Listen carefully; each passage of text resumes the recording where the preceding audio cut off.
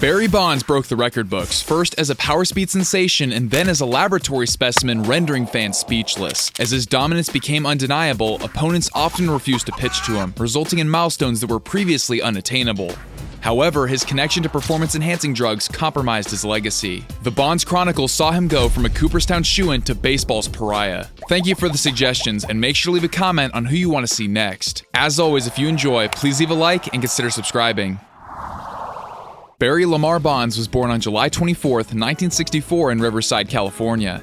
His father Bobby had a distinguished 14-year MLB career. Only two players have recorded 300 home runs and 400 stolen bases, Bobby and Barry Bonds. The athleticism in the Bonds family was not limited to these two. Bobby's sister Rosie competed in the 1964 Olympics as a hurdler, and his brother Robert briefly played professional football. Barry attended San Mateo's Serra High School, a Catholic institution that also produced football legend Tom Brady. As a senior, he dazzled on the baseball diamond, batting .467. Bonds was also proficient in basketball and football. In 1982, the San Francisco Giants selected Barry in the second round, but he chose to attend Arizona State University instead. In 1984, he tied a College World Series record with hits in 8 consecutive at-bats. While crucial to the team's success, head coach Jim Brock noted Barry's struggles with team dynamics, describing him as arrogant and alienating, which nearly got him kicked off the roster. In 1985, the Pittsburgh Pirates drafted Bonds 6th overall in a first round that included Rafael Palmeiro, Barry Larkin, and Will Clark. Barry spent little time in the minors, joining the major league lineup in less than a year. Debuting on May 30th, 1986, he hit 16 home runs and stole 36 bases during his inaugural season, finishing 6th in Rookie of the Year voting. In 1987, Barry moved from center to left field and remained there for the rest of his career. As a leadoff hitter, he racked up extra base hits and stolen bases.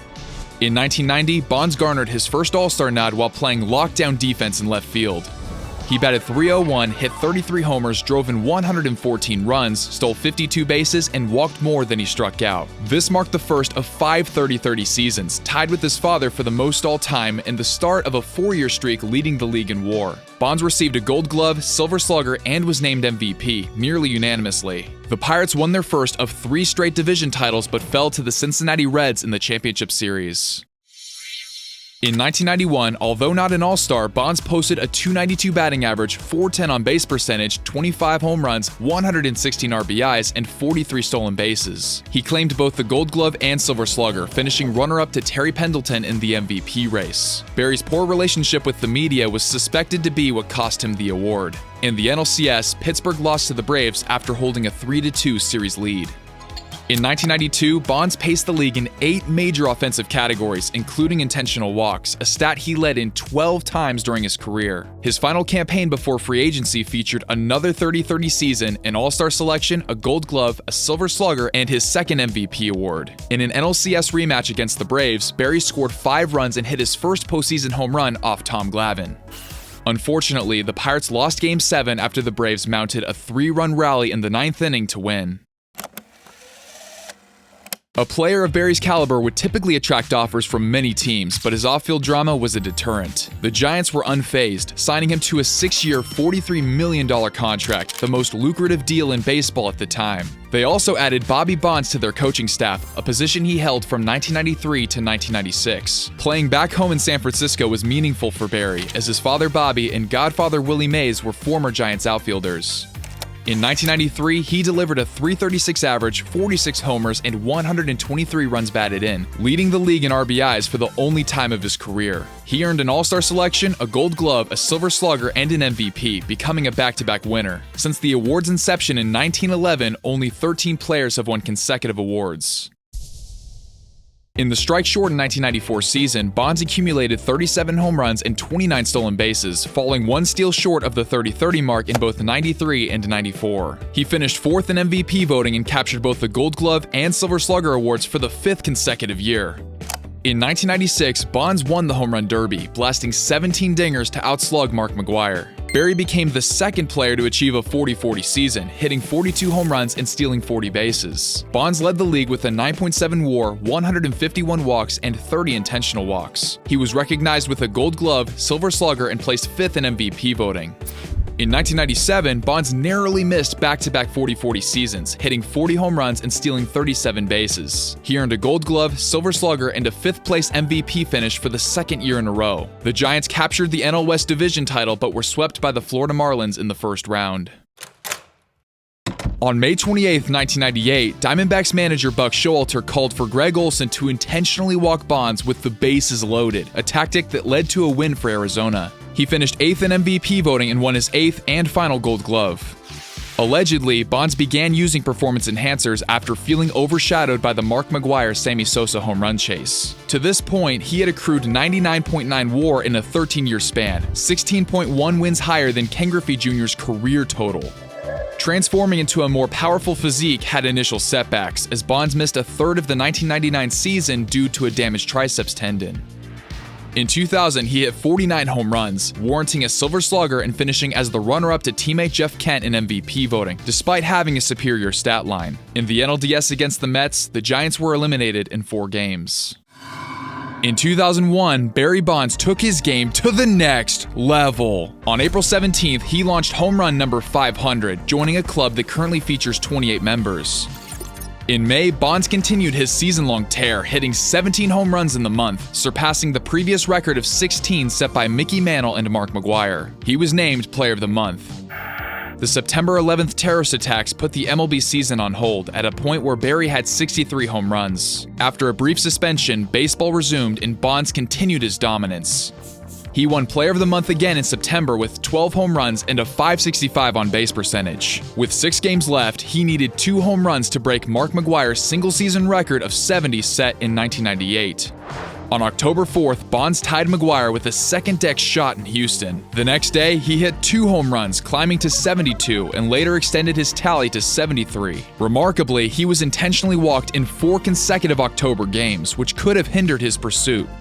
Bonds never came close to matching this home run output in any other season, partly because pitchers increasingly avoided the strike zone, both consciously and subconsciously, the rest of his playing days.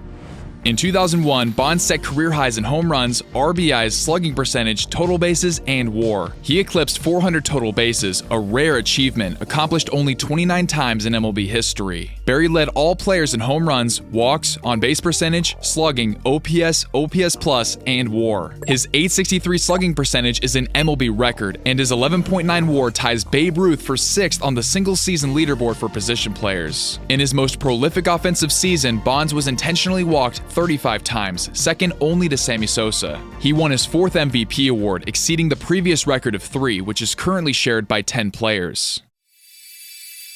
From 2002 to 2004, Bonds, the game's most feared hitter, was intentionally walked at mind-boggling rates, evidenced by his .575 on-base percentage in this 3-year stretch. He had more than 400 at-bats in just one of those seasons due to a high number of walks, which do not factor into the count. For context, the average starting player gets 550 or more at-bats annually. In 2002, Bonds won his first batting title with a .370 average. His .582 on-base percentage was far above the next closest, Brian Giles, at .450. His video game-esque 1.381 OPS was 259 points higher than second-place Jim Thome. Barry posted a .268 OPS+, the highest single-season figure in MLB history, meaning he was 168% better than the league average hitter. He drew 198 walks, including 68 intentional, while striking out only 47 times. To put that into perspective, Willie McCovey's previous single-season record for intentional walks was 45. Barry's 11.8 WAR gave him 2 seasons with 11+, second to Babe Ruth. Bonds was the unanimous MVP winner in 2002, becoming the only player to win back-to-back MVPs twice. In the postseason, he was exceptional, leading the Giants past the Braves in the NLDS and the Cardinals in the NLCS to reach the World Series. Against the Anaheim Angels, Bonds homered in 3 straight games to begin the Fall Classic. In Game 2, Barry hit a monumental home run off closer Troy Percival that traveled an estimated 485 feet. Angels right fielder Tim Salmon described it as the furthest ball he'd ever seen hit. In Game 7, San Francisco could only muster 1 run as Anaheim emerged victorious. In 17 postseason games, Bonds batted .356, mashed 8 homers, drove in 16 runs, and carried a ridiculous .581 on-base percentage. On June 23, 2003, Bonds swiped his 500th base, becoming the sole player to reach 500 home runs and 500 stolen bases. No one else has 350 in both categories. Tragically, his father passed away on August 23rd, leaving Barry without his biggest mentor and coach. Bonds led in 7 major offensive categories, extending his MVP streak to 3 straight years. In September of 2003, the Bay Area Laboratory Cooperative, abbreviated BALCO, was raided by federal agents, revealing that they had supplied anabolic steroids to athletes, including Bonds. He made little effort to address the situation, asserting that he unknowingly took PEDs. Legal issues related to the scandal persisted for 8 years before being resolved. The Giants lost to the Florida Marlins in the NLDS, who went on to win the World Series. From April 12th to 20th, 2004, Bonds homered in 7 consecutive games, tying for the second longest streak ever. During this period, he faced reigning Cy Young winner Eric Gagne in a memorable matchup. To make things interesting, beforehand they had agreed that Gagne could throw one off-speed pitch in their encounter. The Dodgers led 3-0 in the 9th inning with a runner on base when Bonds stepped to the plate. On a 2-2 count, he hit a foul ball home run into McCovey Cove and then homered on the next pitch, though LA held on to win the game. During the home run derby, Bonds laughed after he was intentionally walked. On September 17th, he became the 3rd player to cross the 700 home run plateau. In the year Barry turned 40, he finished with a .362 average, earning his 2nd batting title and achieving what no one else has: more times on base than at bats. He fell 3 short of Babe Ruth's record of 379 times, reaching safely in 1923. Bonds set unprecedented marks with 232 walks and 120 intentional walks, holding the top 3 spots in both categories for a single season. This resulted in a staggering .609 on-base percentage and a 1.422 OPS, both MLB records. Since 1900, 5 players have posted a .500 on-base percentage in a single season, with Barry having done it 4 times, second to Babe Ruth. Bonds and the Bambino are the only players with 2 seasons featuring an .800 slugging percentage. In 2004, Barry secured his 4th consecutive MVP and 7th overall, more than doubling the previous record. Once a durable player, knee troubles began to plague Bonds, requiring multiple surgeries and causing him to miss most of the 2005 season. On May 20th, 2006, he tied Babe Ruth with his 714th home run and passed him a week later. Now into his 40s, Bonds continued to receive cautious treatment from pitchers, leading the league with 38 intentional walks. In 2007, Bonds played in his 14th and final All-Star game. On August 4th, he tied Hank Aaron's home run record, and just 3 days later, Barry drilled number 756 to become the home run king. The historic moment was met with mixed reactions, as some felt the once hallowed milestone was now tainted. On September 5th, Barry slugged his 762nd and final home run. The Giants bid him farewell in his last game on September 26th. During his age 42 season, Bonds logged a .480 on-base percentage, 132 walks, 43 intentional, and a .169 OPS+. His 14th season with 100 walks set an MLB record, ahead of Ted Williams and Babe Ruth. From 2002 to 2007, Barry struck out no more than 58 times each year. In the offseason, he became the focal point of baseball's performance-enhancing drug controversy. This culminated in the release of the Mitchell Report, an independent investigation commissioned by MLB into the illegal use of steroids and other PEDs. The report linked 89 players, including Bonds, to the use of these substances. Barry Bonds amassed 162.8 WAR, a .298 batting average, 762 home runs, 1,996 RBIs, 2,935 hits, 514 stolen bases, 2,558 walks, 688 being intentional, and a .182 OPS+. He holds all-time records for position player WAR, home runs, walks, and intentional walks. He leads in walks by 368 over Rickey Henderson and intentional walks by 372 over Albert Pujols. For his career, Bonds compiled 1,019 more walks than strikeouts. His resume includes 14 All-Star appearances, 12 Silver Sluggers, 8 Gold Gloves, an MLB record 7 MVP awards, 2 batting titles, and a home run derby crown.